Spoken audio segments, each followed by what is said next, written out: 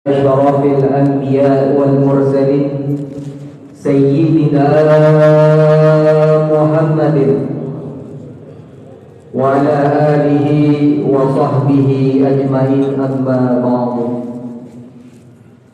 Hadaratul mukarramun, para alimul ulama dan para asatiz yang sama-sama kita muliakan, di antara lain penceramah kita ad-da'i ilallah Bapak Dr. Kiai Haji Abdi Kurnia Johan, pembina Yayasan Masjid Jami Al-Istiqamah, Al-Ustaz Dr. Andes Haji Khalid Khazali, Ketua Yayasan Masjid Jami Al-Istiqamah, Al-Ustaz Haji Jamaluddin bin Haji Abdul Fattah S.A., Ketua Ta'mir Masjid Jami Al-Istiqamah, Al-Ustaz Dr. Andes Haji Khairuddin bin Kiai Haji Abdullah Arif, Wakil Ketua Ta'mir Masjid Jami Al-Istiqamah, Al-Ustaz Haji Abdul Rahman Hakim, Bidang Kepemudaan Yayasan Masjid Jami Al-Istiqamah Bapak Nurholis Husni SM, dan Bapak Ahmad Qurtubi Eskom, dan para alim ulama lainnya yang mohon maaf kami tidak bisa sebutkan satu persatu, namun tidak mengurangi rasa hormat dan ta'zim kami. Kita doakan semoga para guru-guru kita, para alim ulama kita, Allah panjangkan umurnya dalam sehat afiat sehingga dapat membimbing kita ke jalan yang diridhai oleh Allah Subhanahu wa taala. Amin ya rabbal alamin. Alhamdulillah, puji syukur kita panjatkan kehadirat Allah Subhanahu wa taala, yang mana di pagi yang penuh barakah ini kita masih sama-sama diberikan begitu banyak nikmat, di antara lain nikmat iman wal Islam, sehat afiat, sehingga dapat berkumpul kembali dalam rangka menunaikan kewajiban kita, yaitu salat subuh berjamaah, dan akan kita rangkaikan dengan kuliah subuh Ramadan. Teriring doa, mudah-mudahan ibadah kita di bulan suci Ramadan ini diterima oleh Allah Subhanahu wa taala. Amin ya rabbal alamin. Para alimil ulama, para asatiz dan para jamaah yang dimuliakan Allah, sehubungan dengan itu, seperti biasanya Himpunan Remaja Islam Masjid Jami Al-Istiqamah mengadakan kegiatan rutin di setiap hari Ahad selama bulan suci Ramadan, yaitu kuliah subuh Ramadan, yang dalam kesempatan Ahad pertama ini yang akan menyampaikan tausiahnya oleh penceramah kita Bapak Dr. Kiai Abdi Kurnia Johan, dan alhamdulillah beliau sudah hadir di tengah-tengah kita. Oleh karena itu, untuk mempersingkat waktu, mari sama-sama kita dengarkan mau'izah hasanah yang akan disampaikan oleh guru kita ad-da'i ilallah Bapak Dr. Kiai Abdi Kurnia Johan. Falyatafaddal mashkuran. Sallu ala Muhammad.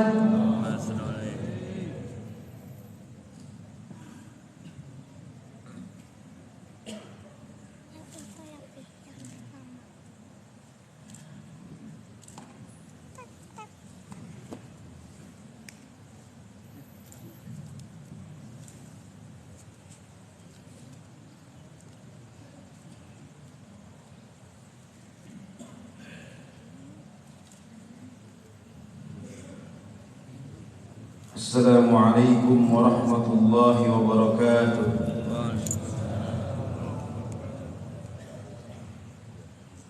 Alhamdulillahi ala silatihi, summa salatullahi ma'salamihi ala sayyidina wa habibina Muhammadin ja'a bit-tauhidi wa ala alihi wa ashabihi ومن سلك مسلكه حتى يوم لقاء به. أما بعد، فيقول الله تعالى في محكم تنزيله: أعوذ بالله من الشيطان الرجيم، بسم الله الرحمن الرحيم، ولقد نصركم الله ببدر وأنتم أذلة. وقال تعالى: وأن تصوموا خير لكم إن كنتم تعلمون.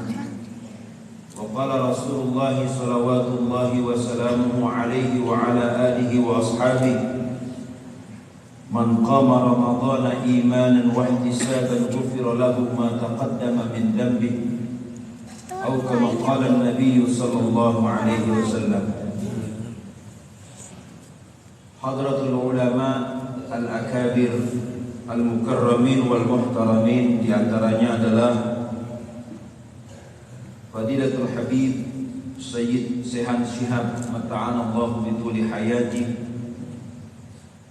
Lalu kemudian Al-Ustaz Haji Jamaluddin Fattah, Al-Ustaz Dr. Andes Khairuddin Abdullah Alif, Al-Ustaz Haji Abdul Rahman Hakim, Al-Ustaz Dr. Andes Haji Khalid Ghazali, dan para asatidah yang tidak saya sebut namanya satu persatu, namun tidak mengurangi rasa hormat dan takrim saya. Hadirin shaimin shaimat, semoga Allah Subhanahu wa taala senantiasa melimpahkan rahmat dan mencatat kita sebagai calon-calon penghuni surga semuanya. Amin. Hadirin jamaah yang dimuliakan Allah, ini adalah kali kedua saya diundang oleh remaja Al-Istiqomah, dan betul mereka istiqomah mengundang saya. Kali kedua menyampaikan ta'lim persis Ahad pertama di bulan Ramadan, meskipun mereka tidak tahu saya ini punya ilmu atau enggak, tapi husnuzonnya udah tingkat tinggi banget ini. Karena biasanya yang diundang menyampaikan ta'lim itu orang yang sudah jelas kapasitas keilmuannya. Tapi mudah-mudahan yang saya sampaikan ini tidak keliru dan tidak salah. Jika ada kesalahan dan kekeliruan dalam penyampaian, saya mohon dikoreksi oleh para guru yang ada di belakang saya. Jamaah yang dimuliakan Allah,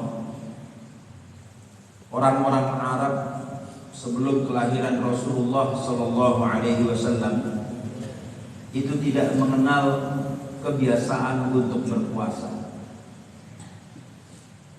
Setelah Rasulullah Sallallahu Alaihi Wasallam dilahirkan, menurut beberapa riwayat disebutkan hanya 2 orang Arab yang terbiasa berpuasa, yaitu Rasulullah dan Waraqah bin Naufal.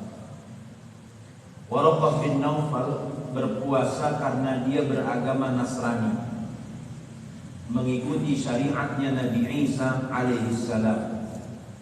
Kita nggak usah memikirkan apakah agama Nasraninya Waraqah bin Naufal itu sama dengan agama Nasrani yang ada di tengah-tengah kita sekarang. Beda jauh. Jadi Rasulullah Sallallahu Alaihi Wasallam disebutkan di dalam riwayat Al-Mas'udi, beliau berpuasa 1 bulan minimal 3 hari sebelum mendapatkan wahyu pertama dari Allah Subhanahu wa taala. Beliau terbiasa menahan lapar, dan begitulah kebiasaan para nabi dan rasul. Tidak terjebak ke dalam nikmat dunia dan tidak silau dengan kemegahan dan gemerlapnya dunia. Kalau kita baca sirah nabawiyah yang ditulis oleh Al-Maghfurlah Syekh Muhammad Al-Ghazali, Syekhul Azhar, di situ disebutkan bahwa Rasulullah SAW setiap kali diajak oleh kawan-kawannya pada usia anak-anak, pada usia kurang lebih 9 sampai 12 tahun, untuk melihat pertunjukan hiburan di Mekah, Allah Subhanahu wa taala selalu datangkan rasa ngantuk kepada beliau, sehingga beliau tidak pernah bisa melihat tontonan-tontonan yang membangkitkan syahwat dan tontonan-tontonan yang membuat orang itu senang. Setiap kali beliau diajak untuk melihat hiburan, beliau selalu ngantuk. Inilah di antara bentuk ismah, penjagaan yang Allah berikan kepada Rasulullah SAW, karena tidak mungkin risalah itu disampaikan oleh orang yang suka dengan kenikmatan dunia. Tidak mungkin ajakan Rabbaniyah itu disampaikan oleh orang yang begitu menyukai dan mencintai kenikmatan dunia. Sehingga Rasulullah SAW sejak kecil beliau sudah terlihat tanda-tanda pada diri beliau sebagai seorang pemimpin besar, sebagai seorang pemimpin ruhani, sebagai seorang yang bisa membimbing manusia dari kesesatan menuju petunjuk. Maka dikatakan di dalam Quran surat Al-Jum'ah ayat yang kedua, Allah Subhanahu wa taala berfirman, Bismillahirrahmanirrahim, Huwallazi ba'atsa fil ummiyina rasulan minhum. Dialah Allah yang telah membangkitkan seorang rasul dari tengah-tengah kaum yang ummi, yatlu alaihim ayatihi, yang tugasnya membacakan ayat-ayat Allah Subhanahu wa taala, wa yuzakkihim, melakukan pensucian, membersihkan jiwa-jiwa bangsa Arab, membersihkan jiwa-jiwa kotor seluruh manusia. Karena itu dikatakan dalam salah satu syair bahwa an-nabi dhatal 'arus dzikruhu yuhyin nufus. Nabi itu pemilik mahkota, menyebutnya dapat membangkitkan jiwa-jiwa yang mati. Lalu kemudian dikatakan wa yu'allimuhumul kitaba wal hikmah, dan mengajarkan Alkitab, wahyu yang Allah sampaikan kepada manusia. Nabi mengajarkan wal hikmah, dan Nabi menyampaikan hikmah yang kemudian dikenal dengan nama as-sunnah an-nabawiyah, yaitu sunnah-sunnah Nabi Muhammad SAW.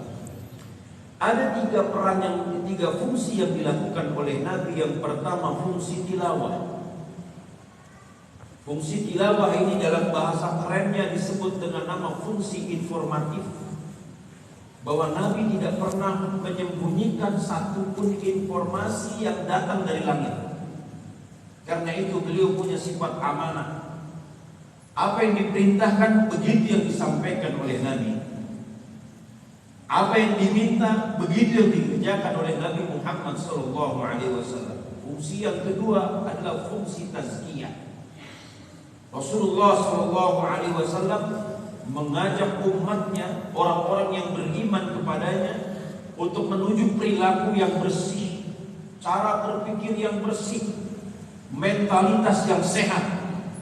Dan yang fungsi ketiga adalah fungsi ta'lim atau fungsi edukatif, fungsi pendidikan. Karena Rasulullah SAW bukan saja menyampaikan amanah, bukan sekedar menyampaikan risalah, tetapi beliau membimbing para sahabat, mentarbiyah para sahabat dari perilaku yang tidak terarah menjadi perilaku yang dibimbing dengan petunjuk.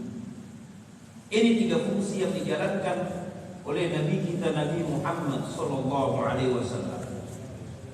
Ketika Rasulullah SAW menyampaikan ayat, Ya ayyuhalladzina amanu kutiba alaikumus siyamu kama kutiba alal ladzina min qablikum la'allakum tattaqun. Orang-orang Arab, para sahabat ketika itu langsung bertanya, kenapa kita diperintahkan untuk tidak makan dan tidak minum selama siang hari dalam 1 bulan? Ini bagaimana ya Rasulullah? Bagaimana dengan orang-orang yang sakit? Apakah terkena perintah itu? Bagaimana dengan kita yang terbiasa bepergian jauh, mengenakan kendaraan, atau kita jalan kaki dari Mekah menuju tempat-tempat yang jauh untuk berdagang, untuk berusaha? Bagaimana dengan orang-orang tua jompo? Bagaimana dengan anak-anak? Para sahabat bertanya ketika diperintahkan untuk berpuasa, karena memang orang Arab sejak awal tidak pernah kenal yang namanya puasa. Tapi orang Arab sudah tahu bulan Ramadan. Karena sebelum Rasulullah dilahirkan, orang Arab sudah tahu hitungan qamariyah. Dimulai dari Muharram, Safar, Jumadil Awal, Jumadil Tsani, lalu kemudian Rabiul Awal, Rabiul Tsani, Jumadil Awal, Jumadil Tsani, masuk bulan Rajab, Sya'ban, Ramadan, Syawal, Dzulqa'dah, Dzulhijjah. Orang Arab tahu semuanya.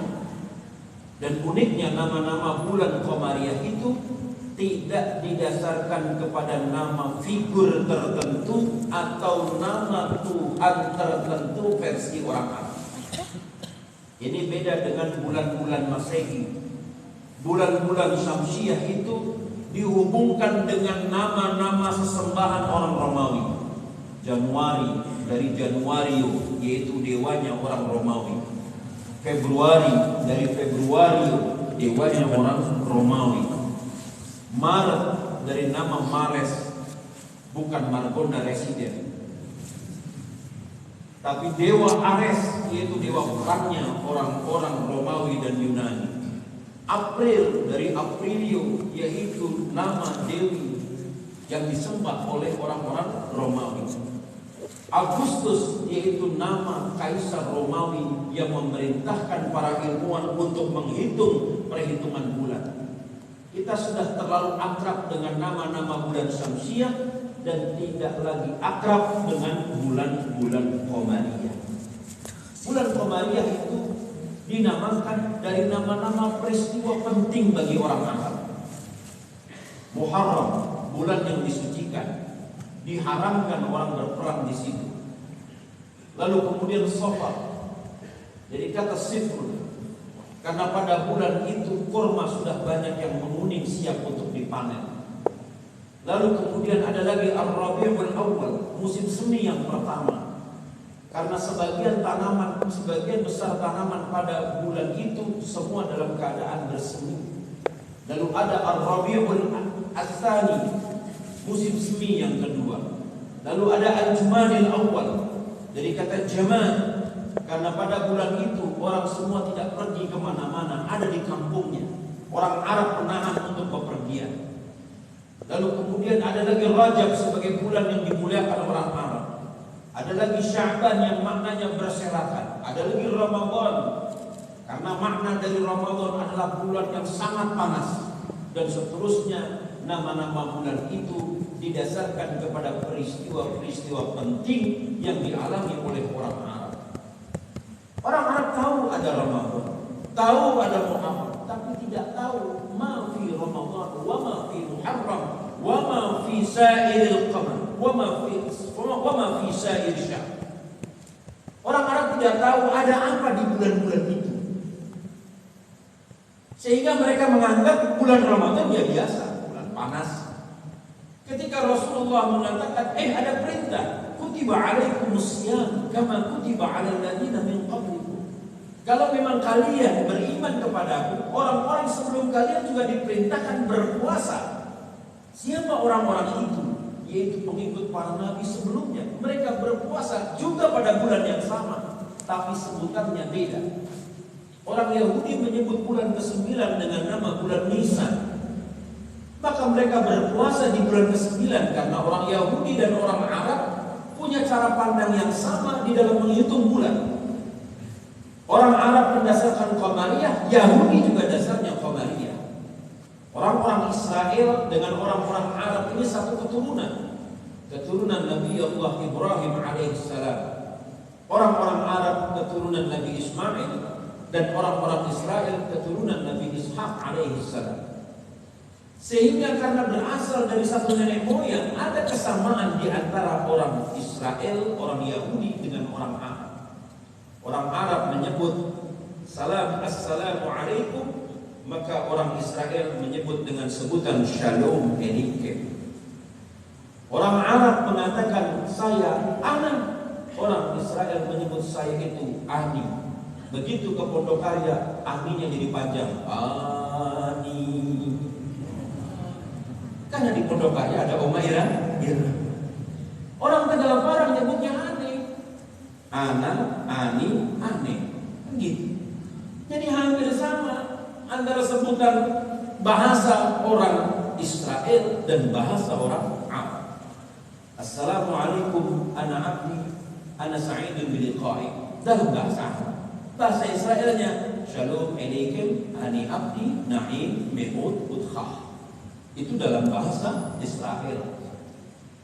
Maka nama Nabi Muhammad disebut juga dalam bahasa Israel dalam kitab Perjanjian Lama, The Song of Solomon, yaitu salah satu pasal di dalam Perjanjian Lama, pasal 5 ayat 15. Iku mamittakim bi kullu Muhammadin yasjudi zahri baina Yerusalem. Iku mamittakim bi kullu Muhammadin yasjudi zahri baina Yerusalem. Kalau kalian bertanya, wahai putri-putri Yerusalem, tentang siapa orang yang paling aku cintai, maka orang itu adalah Muhammad Nabi Muhammad sallallahu alaihi wasallam. Sehingga di dalam Quran surat Al-Baqarah Allah mengatakan ya'rifunahum kama ya'rifuna abna'ahum. Mereka mengenal betul Nabi Muhammad sallallahu alaihi wasallam kama ya'rifuna abna'ahum, sebagaimana mereka mengenal anak-anak mereka sendiri. Ya, jadi ada kesamaan bahasa Israel dengan bahasa Arab. Bismillahirrahmanirrahim. Kalau bahasa Israelnya Bishem Adonai Harchaman Harakhum. Begitu orang Israel kalau baca Taurat, baca Perjanjian Lama. Artinya Bismillahirrahmanirrahim. Jadi orang Israel hampir mirip bahasanya dengan bahasa Arab. Di antara sahabat Rasulullah sallallahu alaihi wasallam yang jago bahasa Israel adalah Sayyidina Amr ibn al-As radhiyallahu anhu. Beliau menguasai bahasa Israel dan bahasa Aramia, ya kan? Atau bahasa Suryani. Kita paham bahasa Suryani karena kita dulu ibu-ibu kita ngaji kepada Haji Suryani Tahir. Makanya kita paham bahasa Suryani. Allah yarham. Hadirin jamaah yang dimuliakan Allah Subhanahu wa taala. Maka pertanyaan-pertanyaan orang Arab tadi dijawab oleh Allah Subhanahu wa taala. Wa man kana minkum maridan aw ala safarin. Tenang saja, enggak usah khawatir. Siapa saja di antara kalian yang dalam keadaan sakit atau yang bepergian jauh, fa'iddatum min ayyamin ukhra. Boleh dia enggak puasa, nanti tinggal dihitung berapa hari yang ditinggalkan, dibayar di hari yang lain. Di situ ada disingkat, ada ijaz di situ. Ada yang disingkat karena memang bahasa Arab itu suka begitu, menyingkat sesuatu yang sudah dipahami oleh orang. Kadang-kadang ada kitabnya di situ. Orang Arab kalau bicara selalu ditumpuk-tumpuk kalimat, bahasanya ditumpuk-tumpuk untuk mempertegas dan untuk memperindah. Kadang-kadang disingkat-singkat. Begitu juga kita membaca Al-Quran. Kadang-kadang ada kalimat yang ijaz, kalimat yang disingkat, sehingga seolah-olah ada kalimat yang dihilangkan di situ. Ada juga kalimat yang diulang-ulang berkali-kali di situ. Tujuannya supaya orang paham, supaya orang nancap ke dalam hati bahwa begitulah yang dimau oleh Allah Subhanahu wa taala. Jadi jarang sekarang orang ngaji tafsir itu menjelaskan dari aspek bahasa, itu jarang. Ya, jarang sekali kita lihat sekarang ini di Jakarta orang menjelaskan tafsir itu lengkap antara terjemah dengan nahwu sorot. Itu jarang. Ya, semua orang sekarang tidak lagi belajar ilmu nahwu, yang dipelajari ilmu nempe. Ya, kembangan dari tempe. Nahwunya udah jauh, tinggal nempenya belum. Gak bisa nahwu, gak bisa nempe, akhirnya kena timpe. Ya, ditimpe kita dengan berbagai macam pemikiran dan aliran, sehingga akhirnya orang itu jadi jauh sama ajaran Islam. Hadirin jamaah yang dimuliakan Allah. Maka setelah menjelaskan itu, kemudian Rasulullah menjelaskan sebagaimana yang diamanatkan di dalam firman, Syahrul Ramadan alladzi unzila fihi al-Qur'an. Kenapa diperintahkan berpuasa di bulan Ramadan? Memang betul ada contoh dari umat-umat terdahulu bahwa mereka berpuasa di bulan ke-9 atau bulan Ramadan menurut perhitungan orang Arab. Tapi ada lagi yang lebih penting dari itu. Di bulan Ramadan Allah Subhanahu wa taala turunkan Al-Qur'an. Entah kapan Quran diturunkan ke langit dunia. Karena yang diterima oleh Rasulullah sallallahu alaihi wasallam Quran itu 10 tahun sebelum beliau hijrah ke Madinah.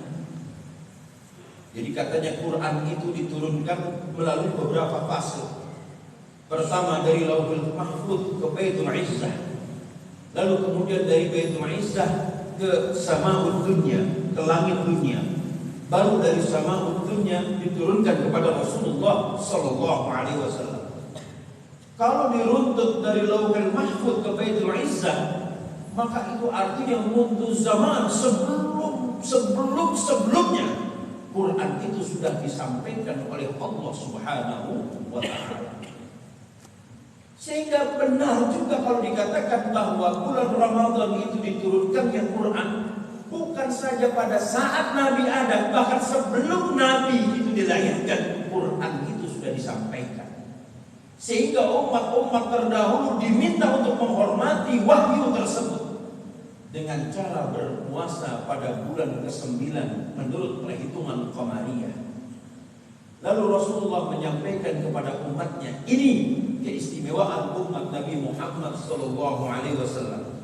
Wahyu yang ditunggu-tunggu sejak lama, wahyu yang disampaikan kepada manusia terpilih. Anda semua yang mewariskan, maka bersyukurlah dengan pemberian itu dengan cara kita berpuasa.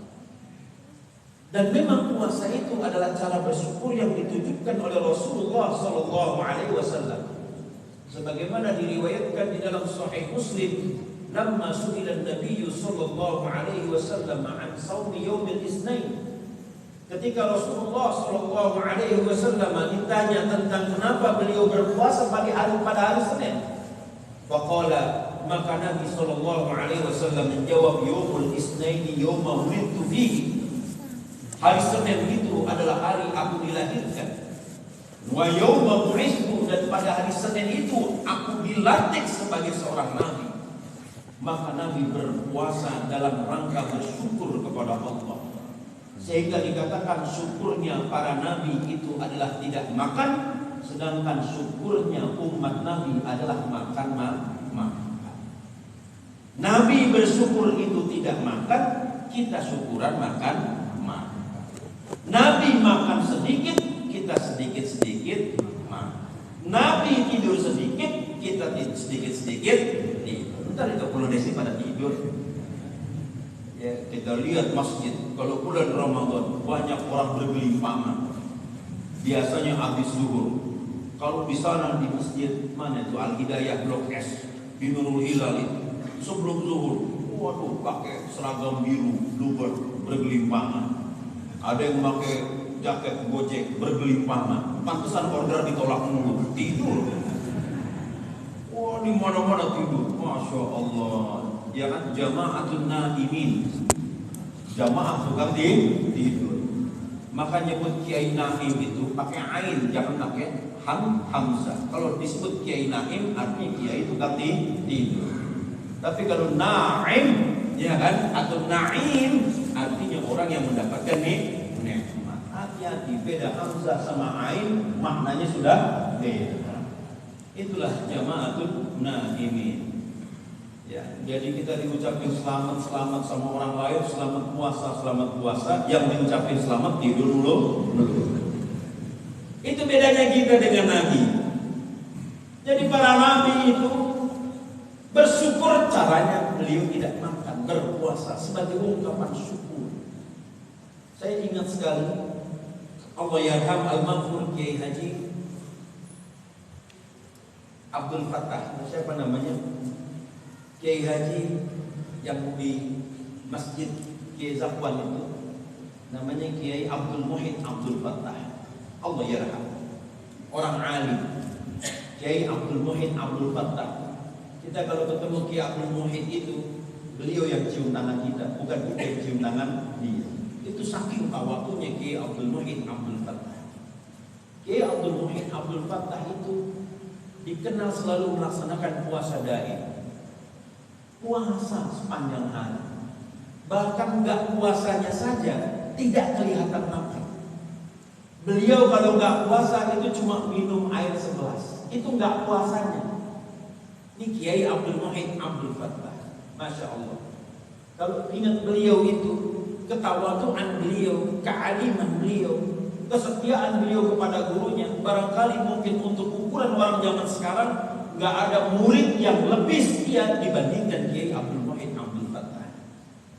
Ya Abdul Muhyidd begitu selesai doktor dari Madinah, diminta oleh Syekh Muhammad Yasin Al-Fadani untuk menemani Allah yarham Kiai Abdul Hamid Prapanca.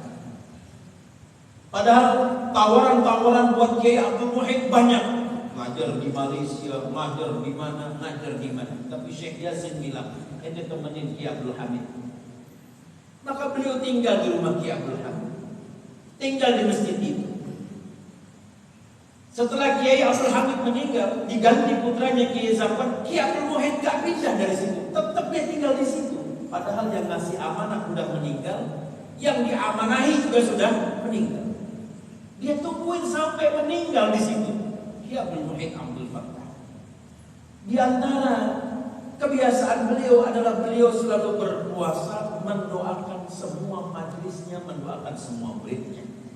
Punya anak kalau nggak salah 7 atau 8, itu beliau puasain 1 anak 1 bulan. Berarti kalau 7 anak 7 bulan beliau puasa.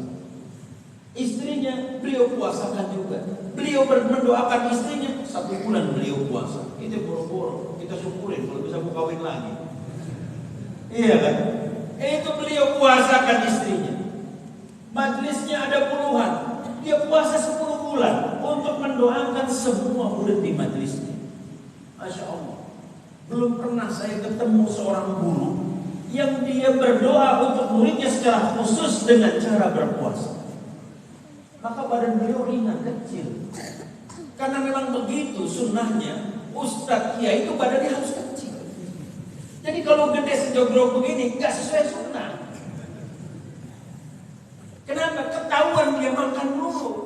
Diundang pengajian, kebuli lagi. Kan gitu kan?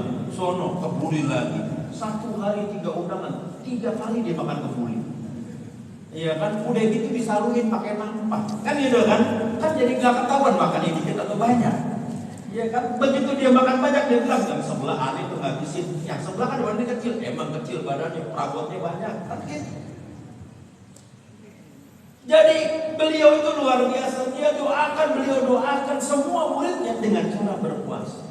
Ini belum pernah saya ketemu di Jakarta seorang ulama, seorang alim seperti Kiai Abdul Muhyidd Abdul Fattah. Maka ketika beliau meninggal, menjelang meninggal beliau wafat hari Senin. Di hari Sabtu, di malam Sabtu, pas haulnya Syekh Yasin di Masjid Al-Khalidin situ. Itu beliau cerita, beliau dalam keadaan sakit. Beliau cerita bahwa beliau mimpi dijumpai oleh 2 orang gurunya, Syekh Yasin dan Syekh Zakaria Bila. Syekh Zakaria Bila ini salah seorang ulama, kawannya dari Syekh Yasin. Lalu kemudian beliau mimpi, di dalam mimpi itu Syekh Yasin berkata, "Ya Abdul Muhyidd, la takhaf wa la tahzan, innaka waliyyun min awliyaillah." Abdul Muhyidd, kata Syekh Yasin, jangan kamu khawatir, jangan kamu sedih, karena kamu adalah wali dari wali Allah Subhanahu wa ta'ala.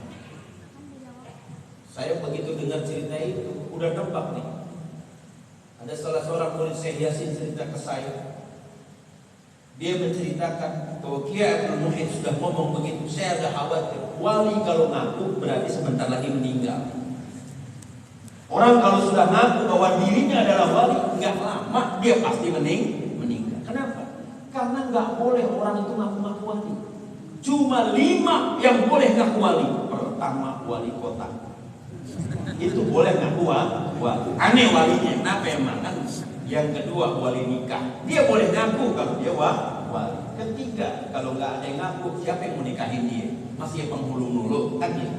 Yang ketiga yang boleh ngaku wali murid, biar bayaran jelas. Siapa yang nanggung bayarannya anak? Iya kan?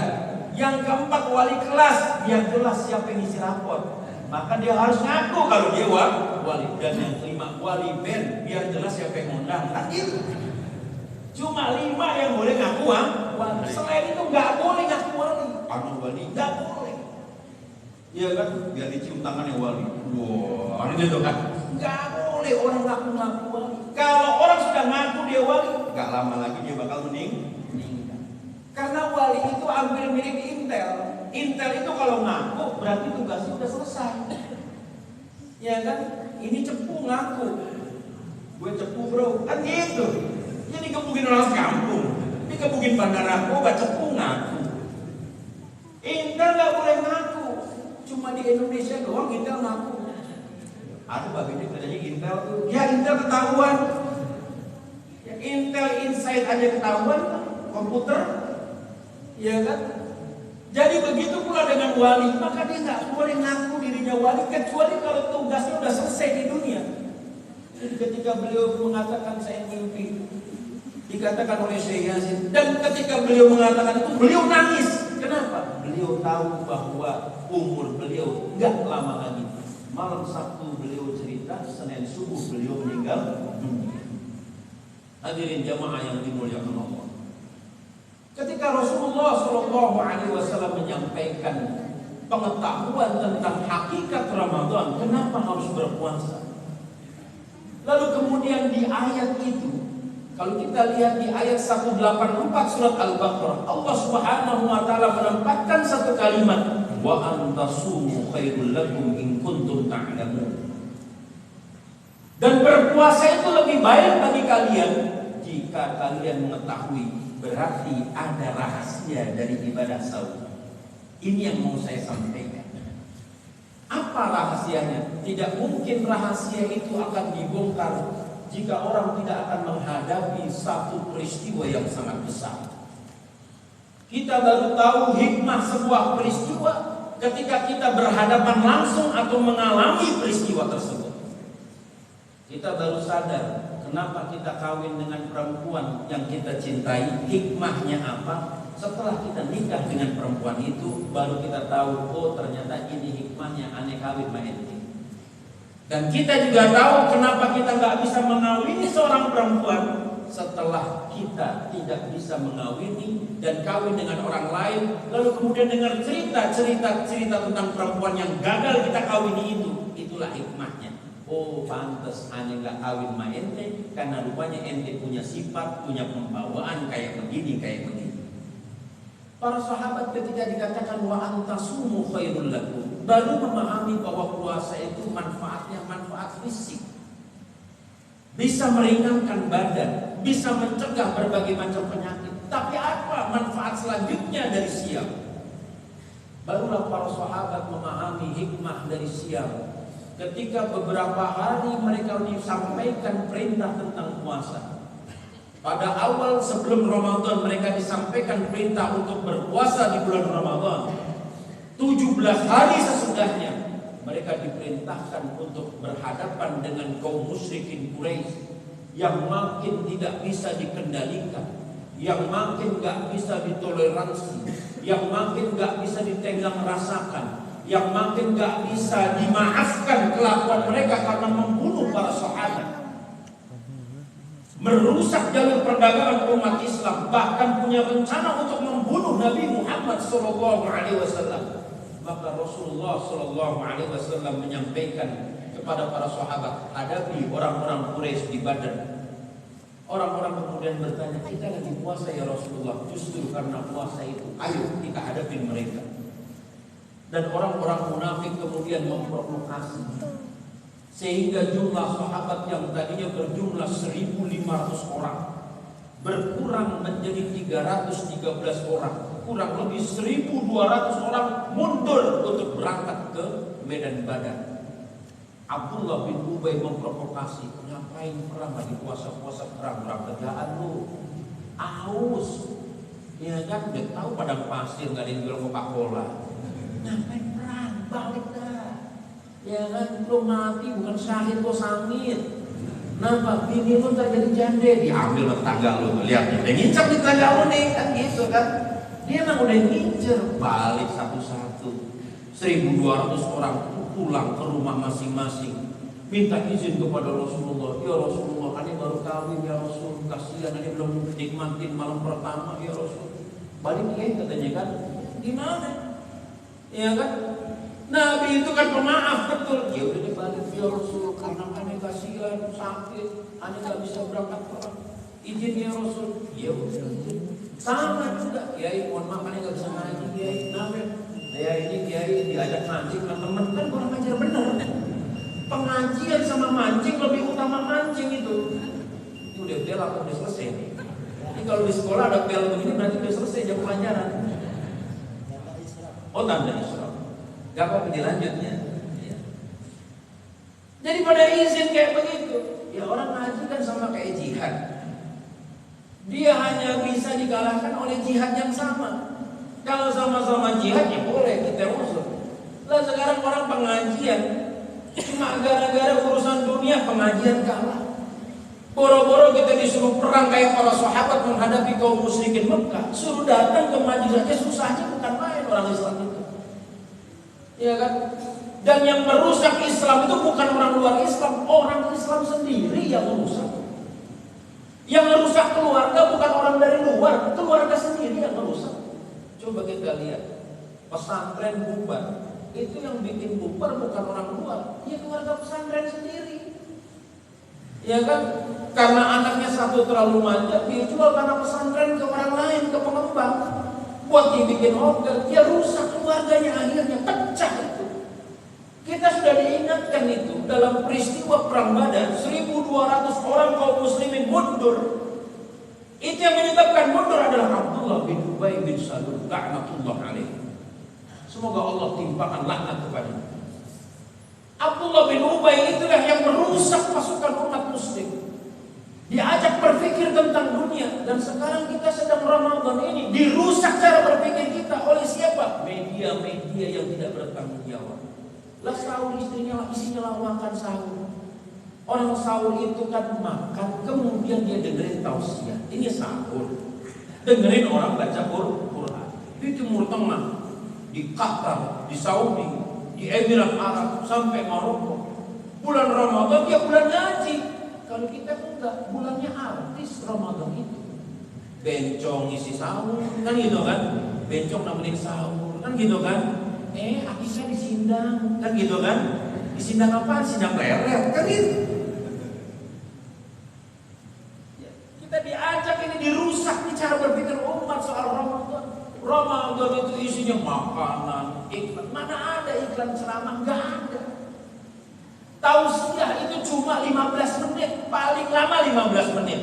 Kadang-kadang cuma 5 menit. Apa yang mau ditausiahin? Ya kan? Apa yang mau sampai dari nasihat yang disampaikan 5 menit?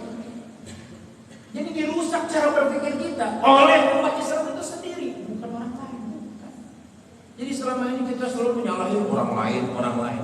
Yang harus kita waspadai adalah orang-orang kita yang dapat ilmu dari orang selain kita, kemudian ilmu itu dibawa ke tengah-tengah kita. Hadirin jamaah yang dimuliakan Allah, yang kita waspadai adalah kelompok-kelompok muslim liberal. Ini yang harus kita waspadai. Kenapa? Karena mereka menyampaikan pemikiran yang merusak. Saya tadi mau bawa buku itu diterbitkan salah satu LSM asing yang kantornya nggak jauh ada dari sini, di Dharma Wangsa Kebayoran. Kantornya di situ, duitnya banyak, miliaran. Ente mau minta duit berapa? Ada di situ. Masjid mau minta sumbangan dikasih, tapi syaratnya satu, ikutin caranya dia. Buku itu dipersiapkan untuk bahan kurikulum mata pelajaran agama dari SMP sampai SMA. Kita kurikulum diobok-obok terus. Bukan gak mungkin nanti mata pelajaran agama bakal hilang dari sekolah diganti dengan mata pelajaran budi pekerti. Bukan gak mungkin. Arah-arahnya udah kelihatan. Sekarang sekolah itu menilai murid bukan dari akhlak. Akhlak cuma ada di BUMN. Kalau ente kerja di PLN, akhlak. Kerja di Telkom, akhlak. Di sekolah udah gak ada akhlak. Entah di kerjaan baru ada akhlak. Sekarang itu penilaian murid bukan dilihat dari moral, bukan dilihat dari akhlak. Dulu di sekolah dasar negeri, di SMP negeri, di SMA negeri, anak pinter tapi kalau akhlaknya itu nggak ada kepada guru, dia bisa nggak naik kelas. Matematik 9, tapi akhlaknya itu 0, dia nggak bisa dinaikin kelas. Kenapa? Karena dianggap pendidikan nggak berhasil kepada anak tersebut. Tapi sekarang akhlak nggak dihitung. Mau akhlak ente bejat kayak apa, pulang sekolah ente mabok, matematika 9 ente pasti naik kelas. Bahasa Inggris bagus, ente mau habis itu berzina, ente tetap naik kelas. Ente pacaran sama guru ente, tapi pelajaran bagus, tetap ente harus naik kelas. Yang dilihat cuma otak. Jadi kita udah pakai prinsipnya orang Amerika dalam masalah belajar. Sekarang namanya di kampus, saya ngajar di kampus. Itu anak baru masuk kuliah semester 1 merayakan masuk kuliah itu dengan cara mabok-mabokan. Dia beli whisky botol kecil begini di kantongnya. Dia bawa botol gede martini, namanya martini, berarti keturunan Jawa ini.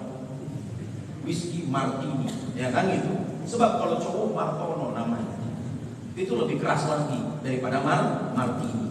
Karena cewek pasti lembek, ya kan? Kalau cowok pasti keras. Dia bawa tuh botol martini, ada lagi mention, ada lagi di situ yang namanya, nggak tahu namanya apa. Dia bawa tuh botol masuk ke dalam kelas. Pulang selesai kuliah, mabuk rame-rame berjamaah. Sebelum mabuk baca bismillah. Karena alumni SMA Islam Terpadu, dia baca bismillah dulu yuk, bismillah. Kan gitu, mabuk baca bismillah. Ini sekarang menjadi tren orang melecehkan agama, ditampilkan di televisi, ditampilkan di internet. Kemarin ada seleb, namanya seleb, saya nggak tahu apa itu seleb.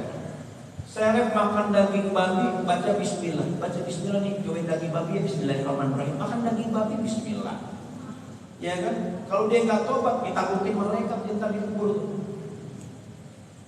Jadi sekarang yang namanya kefasikan, yang namanya kemurtadan itu ditampilkan dan dianggap sebagai prestasi orang. Jadi kalau kita lihat anak-anak sekarang ini, mabok itu udah biasa. Dulu di kampus saya kuliah, itu jarang namanya anak-anak perguruan tinggi negeri minum minuman keras juga. Sekarang udah biasa. Biasa. Kalau dibuat persentasenya, kurang lebih 45% itu semua mencicipi minuman keras. Baik yang kuliah di perguruan tinggi negeri maupun di perguruan tinggi swasta. Ini peringatan Bapak Ibu sekalian. Karena sekarang pendidikan kita tidak lagi diarahkan membentuk mental, tapi membentuk otak yang cerdas, bukan mental yang benar. Maka kita bandingkan antara dulu dengan sekarang. Orang zaman dulu, memang betul zaman dulu teknologi belum canggih kayak sekarang, tapi banyak orang benar.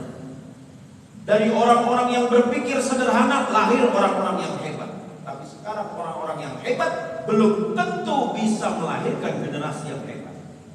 Ketika Rasulullah menyampaikan perintah untuk menghadapi kaum musyrikin Quraisy di Badar, orang-orang bertanya, akhirnya banyak yang mundur dari pasukan. 313 berangkat iman kepada Allah, kita hadapi pasukan musyrikin Quraisy. Maka Allah katakan, walaqad nasarakumullahu bi Badrin wa antum adillah. 313 ngerasa minder, mereka 1600, kita cuma 313. Mereka senjata lengkap, kita senjata nggak lengkap. Mereka logistik cukup, kita logistik kurang. Mereka kenyang, kita lagi lapar. Wa antum adillah. Tapi Allah turunkan pertolongan karena orang itu tawadu, orang itu tunduk dan patuh kepada perintah Allah dan Rasulnya, maka pasti kemenangan itu datang. Kenapa? Mental yang baja. Inilah diantara hikmah saum bulan Ramadan, membentuk mental. Puasa itu soal lapar dan haus itu soal cuma cara kita mikir. Kalau di otak kita mikirnya kenyang sampai maghrib kita kenyang. Kalau di kepala kita pikirannya nggak aus, maka insya Allah kita buka puasa itu nggak kayak orang kesetanan kita buka puasa. Ini masalah mental. Kalau mental kita berpikir, aduh puasa mana panas lagi, Tegal Parang panas, nggak ada kebun lagi, nggak kayak zaman dulu, maka isinya siksaan semua. mental itu bergantung kepada keyakinan yang kita bangun. Kalau kita yakin Allah menurunkan pertolongan, maka pada saat itu rahmat Allah tercurah kepada kita. Nah, ini yang paling penting, hadirin sekalian, membentuk mental. Mental orang yang beriman itu tangguh. Mental orang yang beriman itu dia tidak takut bersaing. Mental orang yang beriman itu dia tetap beriman dimanapun berada. Mental orang yang beriman itu tetap mempertahankan identitas. Inilah kenapa Rasulullah hijrah dari Makkah ke Madinah. Kenapa? Barangkali kalau Rasulullah tidak hijrah tetap di Makkah, maka mental Rasul itu tidak akan kuat. Tapi dengan beliau hijrah ke Madinah, bisa bertahan 13 tahun di Madinah sampai meninggal di Madinah, maka terbentuk mental. Dan mental itu hanya akan terbentuk manakala kita selalu ketemu dengan keadaan yang berbeda dengan kita.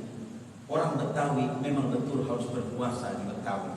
Tapi kalau bisa jangan di tempat dia lahir. Dia harus pindah dari tempat dia lahir, keluar dari kampungnya, dia datang ke kampung orang. Supaya apa? Mentalnya terbentuk. Bagaikan ikan. Ikan itu dia bisa bertahan di air laut meskipun air laut asin. Tapi daging ikan nggak pernah asin. Kalau kita makannya ikan laut, tapi kalau kita makan ikan betok, ikan sepat, ya gitu-gitu aja rasanya. Coba kita makan ikan cakala, iya kan?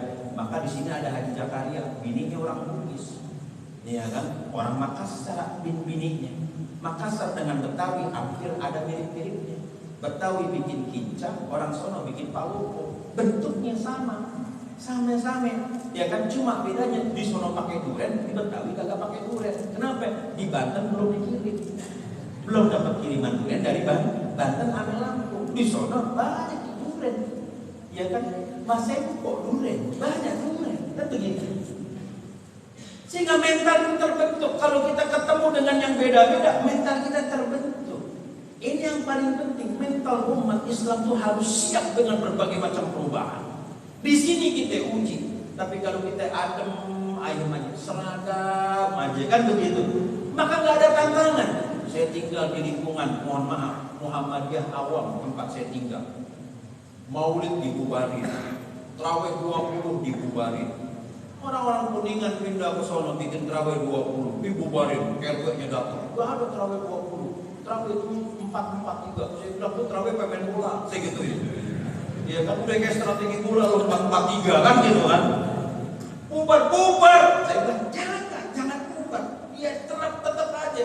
Besok datang lagi. Gue pengen tahu kayak apa. Ya gitu dong orang Betawi. Gue mah nggak pernah jual. Kalau jualnya gue beli. Gue borong malah kan gitu.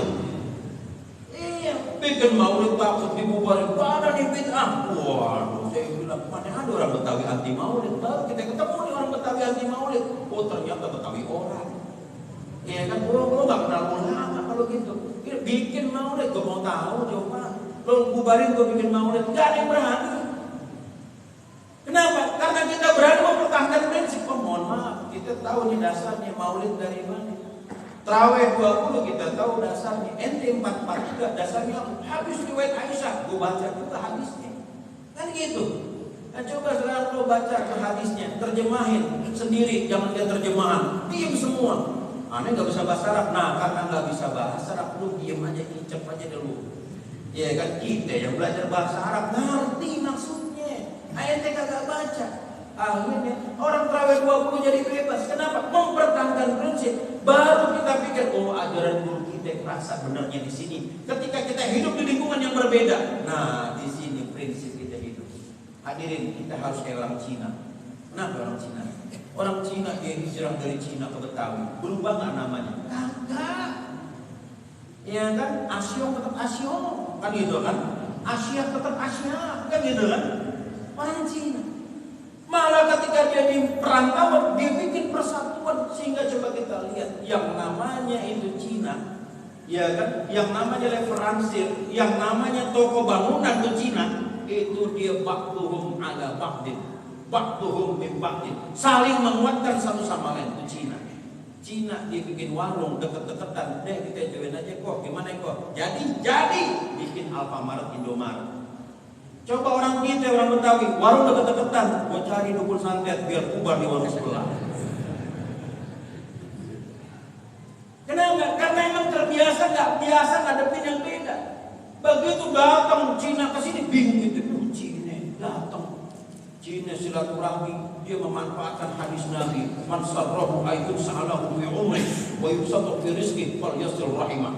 Siapa yang pengen panjang umur, rezekinya jembar, rezekinya lebar kemana-mana, sambung-sambung silaturahmi. Kita tahu hadisnya yang ngamalin orang Cina. Cina silaturahmi rajin.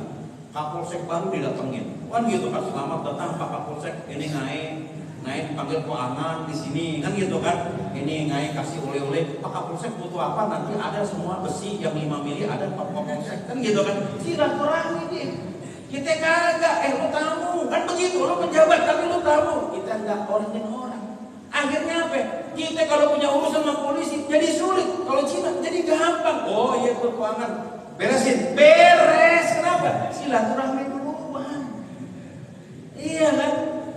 Ini kita mental harus kita bangun. Cara berpikir harus kita rubah. Sering-sering kita ketemu orang yang beda. Supaya apa? Kita untuk uji prinsip kita. Prinsip nih berubah apa kagak nih kita? Zamannya sekarang udah berubah. Hadirin, perang sekarang adalah perang teknologi. Perang sekarang adalah perang informasi. Dan perang sekarang adalah perang ideologi atau perang akidah. Maka di tengah-tengah perang ideologi dan atau perang akidah ini, yang paling penting adalah akidah kita perkuat, prinsip kita perkuat, mental kita bikin kuat. Jangan sampai anak-anak kita ini kalah dalam perang informasi dan perang ideologi.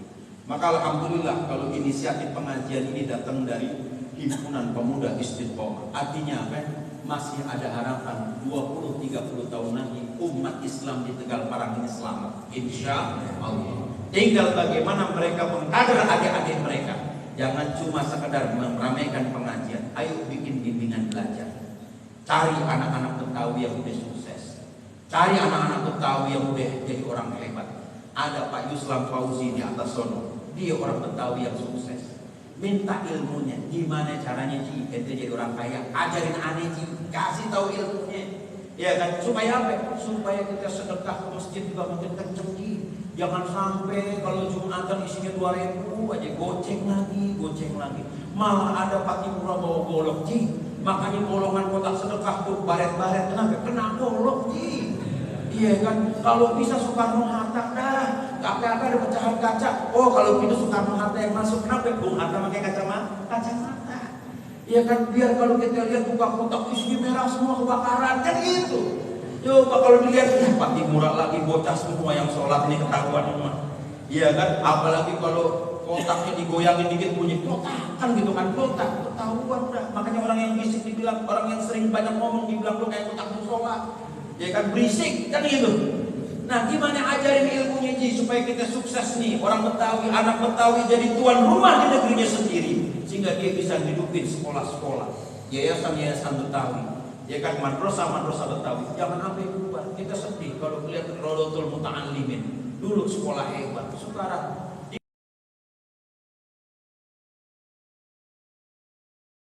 bisa kayak begitu. Ini perhatian kita. Ya Allah kok begini ya umat ini. Itu warisan para kiai dia biasa Rodotul Muta'allimin. Jangan sampai nasibnya Al-Khairiyah seperti itu. Al-Khairiyah ayo kita kembangin sama-sama. Ini yayasan dari umat Islam. Umat Islam harus sejahtera. Kalau umat Islam sejahtera, dia menghidupi dirinya sendiri. Dia kan pengajian ramai. Kenapa? Ustadz nggak kepikiran lagi dapat amplop apa kagak. Pokoknya transferan sekarang mainnya nggak main amplopan Ustadz. Dia kan transfer, ngajar aja Ustadz. Oh iya hasil insya Allah sebulan 15 juta Ustadz. Nah, wah tenang Ustadznya. Beli kitab dulu, kan gitu kan. Lagi ini kemarin pas Covid Ustadz banyak yang nganggur. Sedih lapor ke saya Ustadz Abdi. Aneh pengajian tutup, kenapa Covid? Jumatan kagak boleh, gimana nih? Aneh ngojek aja ya, 20 Ustaz. Sedih gitu kan? Ngojek Ustaz, iya gimana? Aneh gimana dong? Akhirnya drive, aneh jadi gosen dah kan gitu kan? Yang aneh biasa baca Al-Fatihah, sekarang aneh teriak paket, kan begitu? Iya kan? Untung kan begitu kan? Untung dia gak teriak begitu. Ya kan untung ketika lagi dia jadi makmum, ketika walak boleh nggak teriak pakai yang itu nggak teriak begitu. Ya kan ini yang kita khawatirkan. Sedih betul teman-teman saya banyak gitu yang cerita tolong melindah aneh punya barang nih aneh jual ini barang ya Allah Ustaz usah dijual enggak aneh kan yang jual Ya kan biasanya ada ngisi taklim gara-gara COVID taklim tutup, khutbah Jumat tutup, tapi di Istiqomah jalan terus ya. Di sini nggak ada COVID. Saya juga heran kenapa COVID muncul setiap Ramadan. Saya heran juga. Sampai buka puasa bubar tuh. Jadi COVID ternyata demen orang-orang soleh ternyata. COVID itu demen taraweh kan gitu kan, demen etika gitu kan. Pokoknya setiap Ramadan pengumuman COVID. Iya kan? COVID itu nggak suka maksiat. Coba lihat konser musik di Senayan kemarin, nggak ada COVID. Jadi COVID nggak suka maksiat, kalah kita sama COVID. Iya kan? Ngeband nggak suka COVID. Kafe-kafe diskotik nggak ada COVID. Masya Allah. Rupanya COVID nggak demen maksiat. Tapi giliran orang ngumpul pengajian, umumkan hati-hati COVID, hati-hati COVID. Ya Allah, ini COVID ini husnul khotimah nih zaman-zamannya. Karena demen yang baik, baik. Kita sih husnuzon gitu aja. Sampai ngebubarin orang buka puasa. Coba bayangin ini COVID. Hebat kan? Pakai coba contoh COVID. Ya kan? Demen dengan yang baik, baik. Kalau maksiat dia nggak mau datang di COVID. Masa kita kalah sama COVID? Hadirin yang dimuliakan Allah, inilah diantara pesan penting yang ingin saya sampaikan, bahwa Ramadan itu mental kita harus kuat. Kita harus menjadi muslim yang unggul. Kita harus menjadi muslim yang terkemuka, muslim yang terdepan, dan insya Allah kalimat Allah tetap akan tinggi. Al-Islamu ya'lu wa la yu'la alaih. Islam itu tinggi, gak ada lagi yang lebih tinggi dari Islam. Dan ini bergantung kepada umatnya, kepada orang yang membawa Islam itu sendiri. Semoga Allah Subhanahu wa ta'ala tambahkan keberkahan bagi kita semua. Allah jadikan anak kita anak-anak yang saleh dan salihah. Allah jadikan masa depan anak-anak kita masa depan yang cerah. Allah jadikan anak-anak kita sebagai pejuang-pejuang bagi agama kita. Allah jadikan amal orang-orang tua kita sebagai amal yang tidak ada putus-putusnya, amal yang selalu menyinari kuburnya, amal yang memuliakan hidup mereka. Dan semoga Allah jadikan kubur dari pendiri masjid ini orang-orang yang sudah punya sumbangan kepada masjid ini, yaitu orang-orang yang diampuni dan diberikan rahmat oleh Allah di alam kuburnya. Semoga yang sudah selalu membantu kegiatan di masjid ini dalam keadaan hidup, Allah berikan keberkahan dalam hidupnya.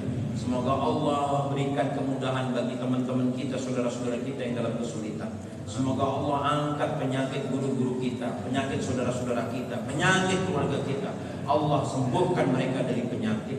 Semoga Allah Subhanahu wa ta'ala ringankan badan kita, agar kita bisa melaksanakan ibadah dengan baik, ibadah dengan khusyuk, ibadah dengan ikhlas, sehingga ibadah kita diterima oleh Allah Subhanahu wa ta'ala. Allahumma ja'alna minal maqbulin, Allahumma ja'alna minal maqbulin, Allahumma ja'alna minal maqbulin, Allahumma ja'alna minas su'ada'il maqbulin, wa la taj'alna minal ashqiya'il mardudin. Allahumma a'inna ala dzikrika wa syukrika wa husni ibadatik. Rabbana ighfir lana wa liwalidina wa limasyayikhina wa limuallimina wa liulama'ina wa li jami'il muslimina wal muslimat al-ahya'i minhum wal amwat. Rabbana ij'alna muqimis shalah wa min dhurriyyatina rabbana wa taqabbal du'a.